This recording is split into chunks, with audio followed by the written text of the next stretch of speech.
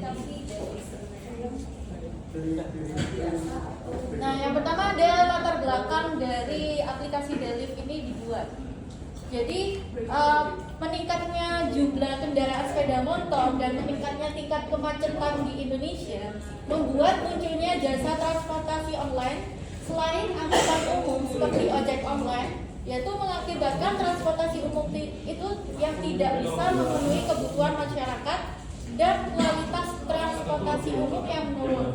Tak terkecuali dengan Delif yang hadir untuk meramaikan persaingan ojek online atau aplikasi on demand dengan menghadirkan layanan pemesanan ojek online dengan menghadirkan Android apps dan berpusat pada wilayah Bojonegoro saja.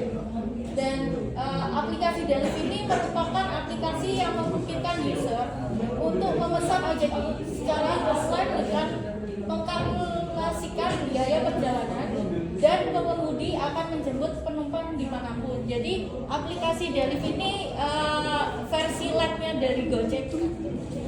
Nah, tapi hanya untuk Bojonegoro ya? Iya.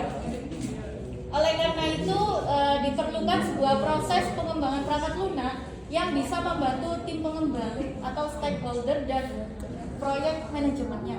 Maka diperlukan dengan menggunakan metode Scrum karena metode ini berguna dalam mempercepat proses pengembangan perangkat lunak aplikasi Delif sehingga waktu, kos, dan kualitas dari software tersebut dikembangkan sesuai dengan visi dan misi dunia.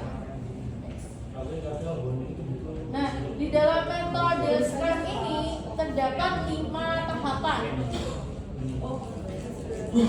yang sudah dijelaskan oleh saya tadi ya. Ada sprint, terus itu sprint planning, lalu daily Scrum, sprint review, dan sprint retrospektif.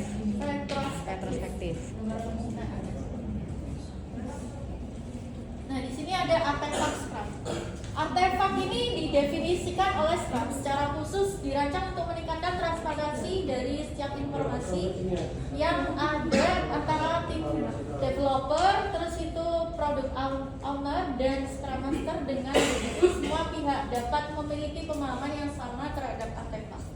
Nah, di sini ada product backlog, yaitu daftar terurut semua fitur yang telah diketahui saat ini yang harus ada di dalam produk. Yang kedua ada sprint backlog, yaitu kayak kumpulan item produk backlog yang telah dipilih untuk dikerjakan di sprint. Juga di dalamnya terdapat rencana untuk mengembangkan potongan tambahan produk dan merealisasikannya terhadap sprint goals-nya. Lalu ada increment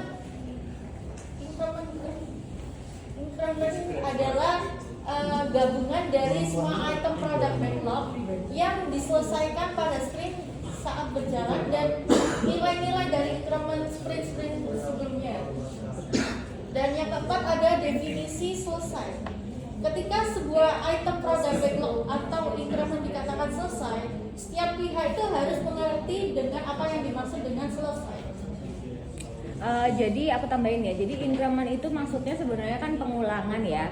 Nah, kalau di sini kan definisinya increment adalah gabungan dari semua item produk backlog. Jadi kalau di backlog itu kan kayak tadi ya, ada yang mana yang kita planning, kemudian yang mana yang udah selesai gitu kan. Itu fitur-fiturnya kan yang dimasukin dalam situ kan fitur-fiturnya. Ini fitur ini udah selesai belum, fitur ini udah selesai belum ya kan.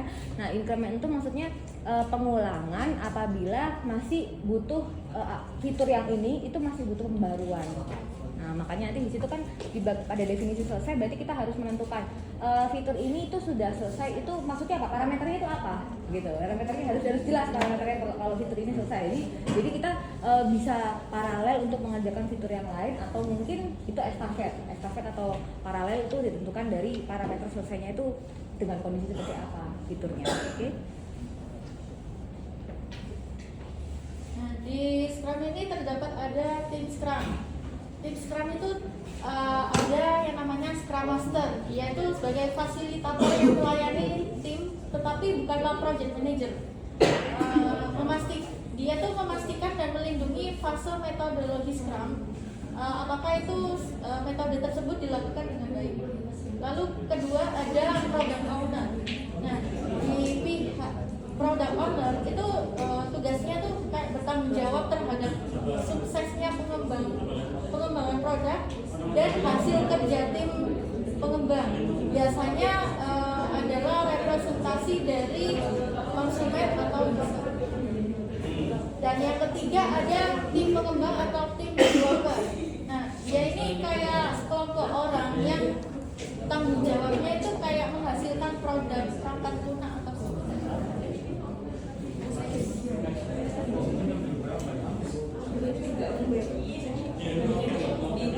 Di sini ada pilar Scrum atau yang dari metode Scrum dari metode Scrum-nya. Ada 3, yang pertama ada transparansi, inspeksi, sama adaptasi. Nah, untuk transparansi itu memang semua variabel itu harus diketahui oleh pihak yang terlibat gitu. Terus yang kedua ada inspeksi, itu semua variabel yang dibuat transparan itu ditindaklanjuti setiap waktunya, tapi tidak disarankan untuk terlampau sering karena itu akan mengganggu pekerjaan dari proyeknya. Terus yang ketiga ada adaptasi. Adaptasi itu bila variabel itu yang telah ditinjau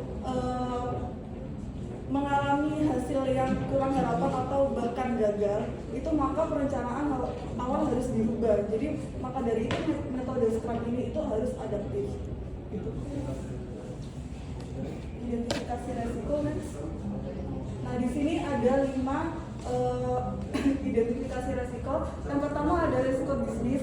Ini tuh salah satu resiko yang dihadapi untuk alur proses bisnisnya gitu. Terus kemudian ada resiko teknikal, resiko yang dihadapi para tim pengembang dalam perubahan teknologi yang nantinya itu memang menyesuaikan kebutuhan perangkat lunak yang dibutuhkan atau yang digunakan.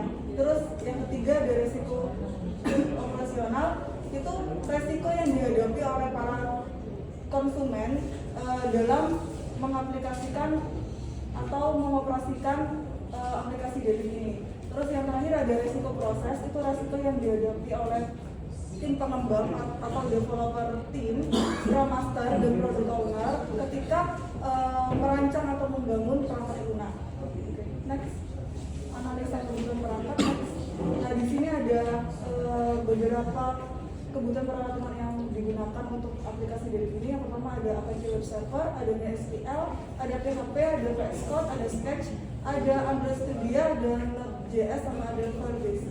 Next,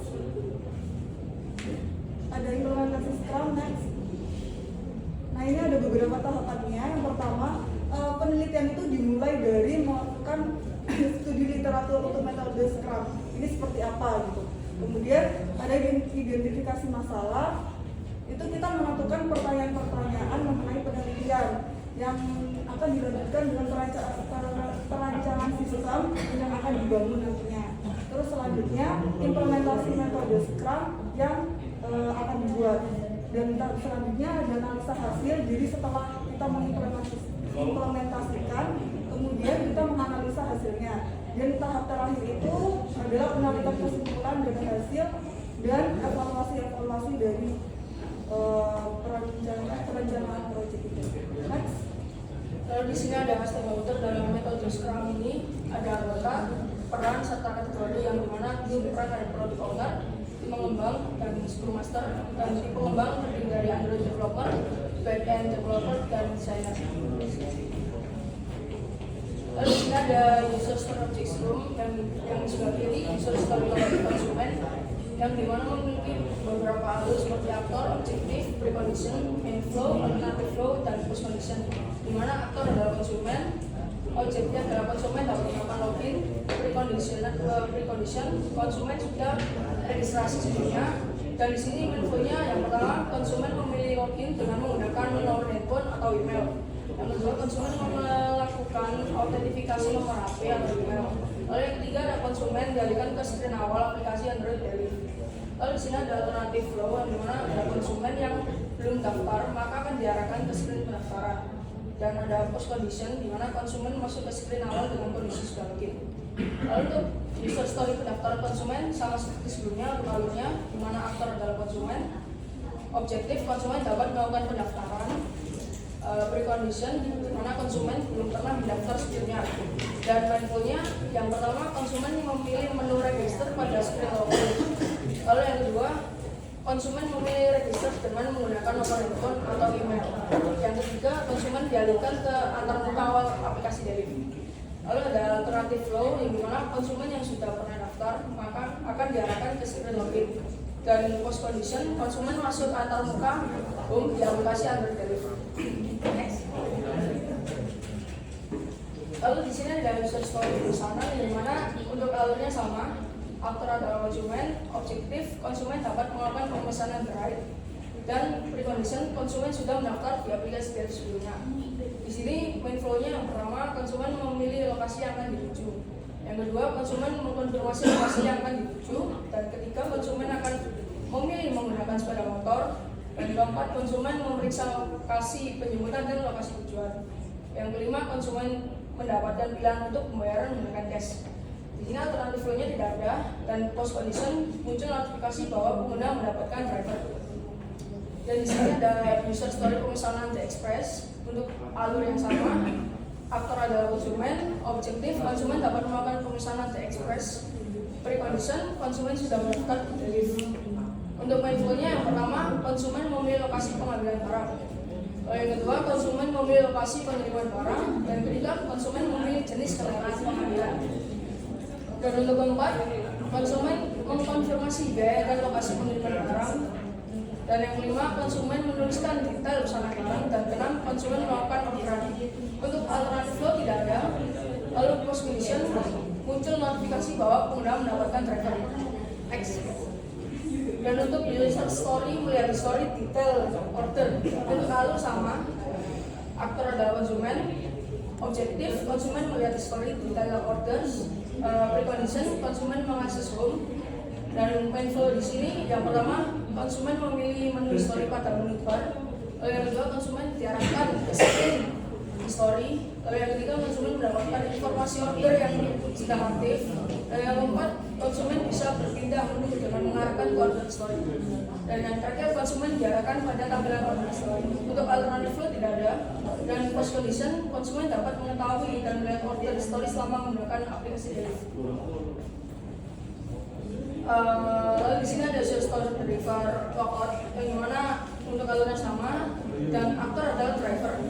Objektif driver dapat logout dari aplikasi driver Delif. Lalu precondition driver berada pada screen home. Untuk main flow-nya, driver membuat aplikasi driver Delif. Lalu yang kedua, driver memilih menu akunku. Lalu yang ketiga, driver memilih tombol icon keluar. Dan keempat, driver mengkonfirmasi untuk keluar dari aplikasi. Untuk alternatif flow tidak ada, dan post condition driver keluar dari aplikasi Delif. Lalu di sini ada use case diagram yang dimana memiliki dua aktor yang sangat penting. Yang pertama ada konsumen. Konsumen bisa memesan The Express, bisa memesan The Ride, bisa top up the saldo, bisa withdraw the saldo, membayar dengan the saldo, lalu melihat profile, mengubah profile, melihat term of service, dan melihat privacy policy. Lalu yang selanjutnya ada driver, di mana driver bisa menerima pesanan The Ride, lalu menerima pesanan The Express, top up the saldo, withdraw the saldo, dan mengubah profile. Next. Lalu di sini ada activity diagram konsumen. Yang pertama akan dilalui oleh konsumen yang di sebelah kiri. Pertama kali adalah dengan membuka aplikasi Delif terlebih dahulu, lalu aplikasi akan menampilkan screen home pada aplikasi Delif. Lalu pengguna selanjutnya memilih menu The Ride untuk bisa memesan layanan The Ride. Lalu ketika sudah memilih menu The Ride, pengguna akan diarahkan ke screen map yang akan berisikan tujuan yang akan dituju pengguna. Lalu kemudian tinggal mengisikan lokasi tujuan ride, yang selanjutnya aplikasi akan mencarikan lokasi tujuan. Bila lokasi tujuan telah ditemukan, maka aplikasi akan menampilkan screen pemesanan ride. Pengguna bisa memilih menggunakan roda 2 atau roda 4. Bila sudah memilih, maka aplikasi akan menampilkan pilihan pengguna dan tinggal menekan tombol order, dan aplikasi akan mencari driver yang tersedia. Lalu yang di sebelah kanan,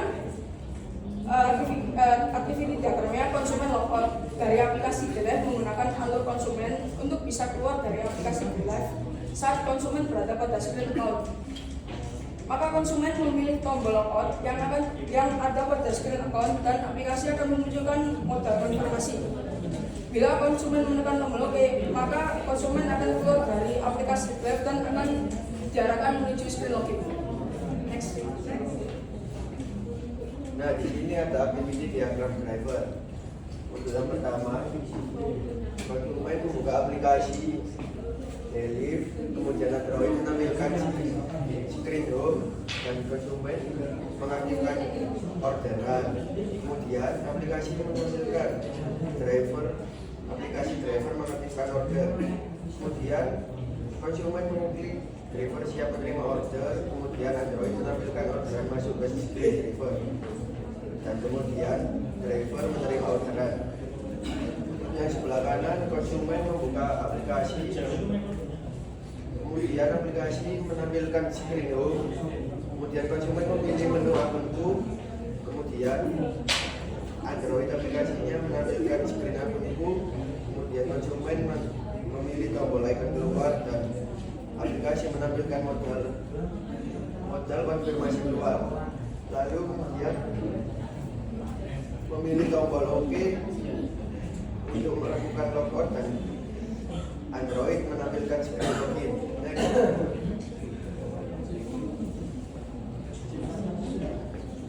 Selanjutnya ada minimum yang dilakukan. Pada aplikasi Delif terdapat fitur screen login, screen register, screen home, screen profile, screen rewrite, screen text express, screen history order, screen privasi polisi, dan screen term of service. Kemudian pada aplikasi driver Delif terdapat fitur screen login, screen home, screen akun, screen privasi polisi, dan screen term of service. Untuk estimasi jadwal pengerjaan tanggal 1 Oktober 2018 tahapan inception. Ini berarti per sprint berapa lama? Kan ada 6 sprint ya? Iya. Berapa hari ini per sprint? Ada ininya nggak? Ada parameter misalkan harus 3 hari, itu kan 2 sampai 5 ya? 2, 3, 4, 5, berarti 4 hari. Itu 8 sampai 12. Berarti berapa hari itu? 4 hari ya? 3-4 harian. 22 sampai 26 itu berapa hari? 4 hari. 4 hari. 5 hari kan? 22, 23, 24, 25, 26, 5 hari ya. Oh, jadi dia nggak ada waktu tetap ya. Artinya dia mungkin semakin sprintnya semakin berlanjut, sprint selanjutnya semakin panjang waktunya. Mungkin ditambahin 1 hari gitu ya. Oke, silakan lanjut. Untuk produk, pemerintah mencakupan proyek, estimasi hasil dan schedule, menyiapkan lingkungan kerja. Untuk tanggal 2 sampai 5 Oktober 2018, tahapan sprint 1. Produknya fitur register konsumen, fitur login konsumen, dan fitur login driver. Pada tanggal 8 sampai 12 Oktober 2018, tahapan sprint 2. Produknya fitur memilih direct, fitur memilih lokasi direct, fitur memilih lokasi tujuan direct. Untuk pada tanggal 15 sampai 19 Oktober 2018, sprint 3. Fitur konsumen mencari driver, fitur driver menerima order. Pada tanggal 22 sampai 26 Oktober 2018, tahapan sprint 4. Produknya fitur driver menolak order, fitur memilih di express, fitur memilih lokasi penjemputan di express. Pada tanggal 29 Oktober sampai 2 November 2018, tahapan sprint 5. Fitur memilih lokasi pengiriman di express dan fitur merubah profil konsumen. Pada tanggal 5 sampai 9 November 2018, tahapan sprint 6. Produknya fitur logout konsumen, fitur logout driver, screen term of service, dan screen privasi polisi. Next. Untuk hasil scoring login dan registernya seperti ini. Nah, selanjutnya berikut adalah itu hasil sprint yang pertama. Yaitu hasil dari sprint yang pertama yaitu ada screen Android splash screen yang sebelah kanan sendiri atau kiri sendiri. Lalu yang kedua itu ada tampilan registernya, dan yang ketiga ini yaitu login konsumen. Next. Nah untuk ini yaitu hasil sprint yang kedua, yaitu ada screen Android home screen-nya, lalu ada lokasi tujuan, lalu di sini ada pencarian lokal tujuan konsumen dan pemesanan driver konsumen.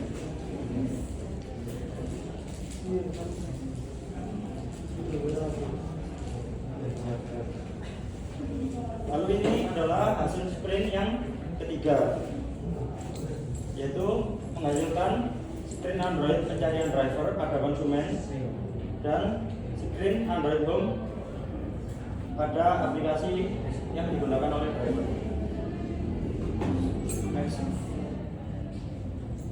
Nah, untuk hasil sprint yang keempat, yaitu ada screen Android Express dan lokasi penjudukan pada konsumen. Nah, ya, untuk ini hasil sprint yang kelima,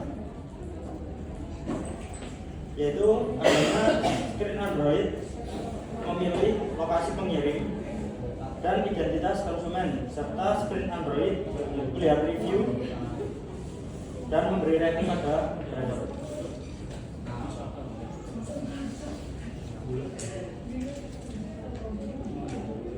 Nah ini tadi yang hasil sprint yang kelima tadi. Next.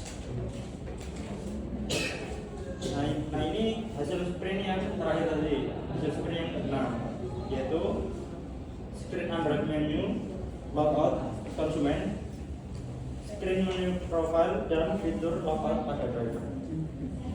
Nah ini Term and condition ya, ya, ini yang tadi ya. condition. Oke. Oh ya ini pas Udah masuk Play Store ya? Udah deploy-nya.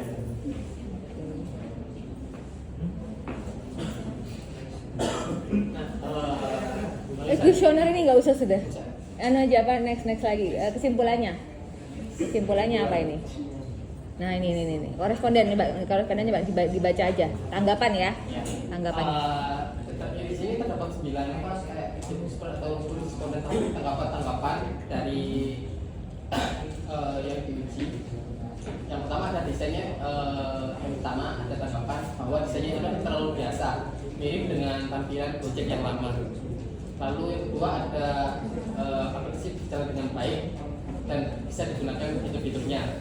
Lalu menu navigasi yang memudahkan untuk pindah halaman.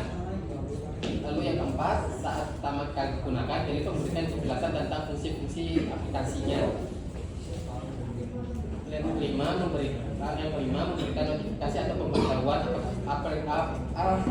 apabila dari masih belum beroperasi pada wilayah tertentu, sehingga saat ingin memesan tidak menunggu lama karena ketidakjelasan servis di daerah tersebut. Lalu yang keenam, menambahkan keterangan saat login menggunakan nomor HP Indonesia +62 untuk menggunakan kode OTP. Lalu bisa memperbarui tampilan daily akan sesuai dengan tren desain terbaru sehingga tampilan tidak begitu membosankan. Yang ke-8, memberikan keterangan jenis mobilnya pada saat menggunakan Express seperti ukuran mobil, beban yang bisa diangkut, Lalu yang ke-8, memberikan keterangan beban maksimal pada mobil atau motor yang digunakan untuk mengantarkan barang. Lalu yang terakhir, memberikan keterangan jumlah penumpang pada mobil sehingga bisa mengetahui jumlah maksimal pada penumpang mobil. Next.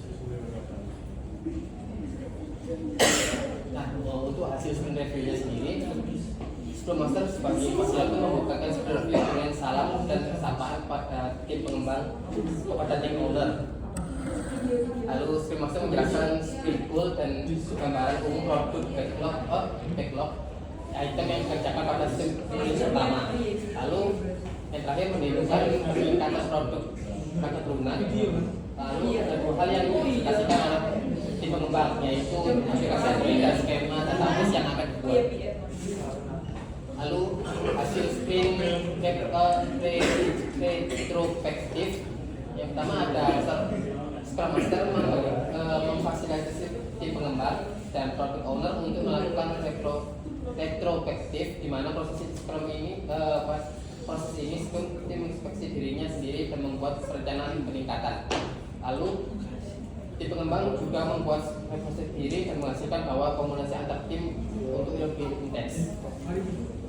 Nah, untuk Jupla sendiri, hasil penelitian ini menggunakan manajemen pengembangan perangkat lunak Scrum pada pengembangan aplikasi Delif dan dapat ditarik kesimpulan bahwa berdasarkan hasil pengujian menggunakan user experience atau Kuesioner ya. didapatkan hasil bahwa penggunaan metode pengembangan perangkat lunak Scrum pada aplikasi mampu memberikan nilai yang di atas rata-rata. Dan yang kedua, aplikasi Delif mampu diselesaikan dalam kurun waktu 12 minggu atau 6 sprint dengan menggunakan metode pengembangan perangkat lunak secara lebih efektif dengan menghasilkan minimum viable product atau MVP. Dan yang ketiga, hasil pengujian menggunakan user experience kuesioner tadi didapat bahwa hasil secara keseluruhan mendapat nilai di atas rata-rata.